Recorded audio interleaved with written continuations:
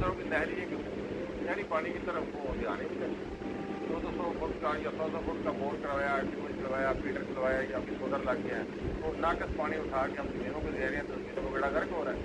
लिहाजा कोशिश करनी चाहिए कि जो हम पानी ज़मीन को लगा रहे हैं उसकी क्वालिटी बेहतर खास किस्म का खिला है, आप हमारे इस खिला को ज़रूर इस्तेमाल करें। ये ज़रूरी नहीं है कि उसकी क्वालिटी बेहतर।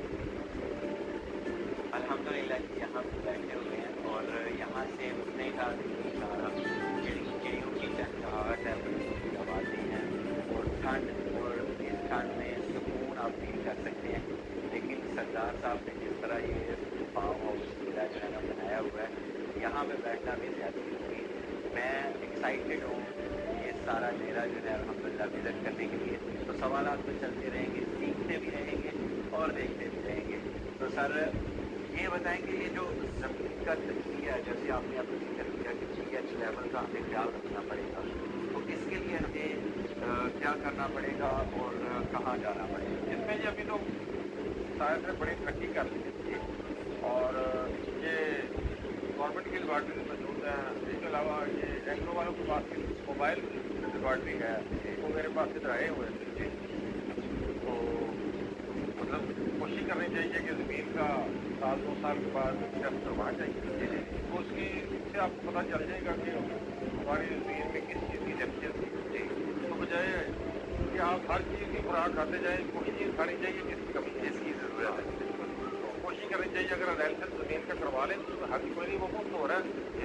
और वो एग्रो वाले भी उसकी सहूलत दे रहे हैं, गवर्नमेंट भी उसकी सहूलत दे रही है, दूसरी और भी कंपनीज हैं उसकी सहूलत दे रही है। उसमें से पानी का तजिया और मिट्टी का तजिया हो जाए तो बहुत अच्छा है, उससे मतलब वाटर पानी प्राइस पैदा होता है। यहाँ पे देखें जी आपको, ये हमारा जी जानवर मतलब हम आ गए हैं अपने बफेलो के पास। ये स्विमिंग पूल कह लें आप, हमने इनका ऐसा सिस्टम बनाया हुआ है कि जो खुद ही अंदर जाते हैं, कोई बाहर आते हैं, वो भी घूम कर बैठते हैं, ग्राउंड बैठते हैं। तो हमने इसका ज़रा ऐसा मैटर बता दिया। और यहाँ पे ऐसे भी जानवर भी खुश हैं। नेचर में इंसान हो, जानवर हो, तो वो खुश ही रहता है। और यहाँ पे सबसे बड़ी बात कि ख्याल रखा गया ना, तो खुश है। तो इसी तरह मैं समझता हूँ कि फसल भी, उसका भी ख्याल रखना पड़ेगा हमें। और मैं वो और इंग्रीडियंट्स जानना चाहता हूँ कि जैसे हम होता ही है कि जब खाद करते हैं तो खाद कोई ना कोई इस्तेमाल करते हैं, फिर पहले पानी में वो खाद इस्तेमाल की जाती है। तो मैं जानना चाहता हूँ कि आप वो कौन कौन सी खाते हैं? खाद जो है, खाद जो हमारा इधर है, हर फसल के लिए 3 चीज़ों की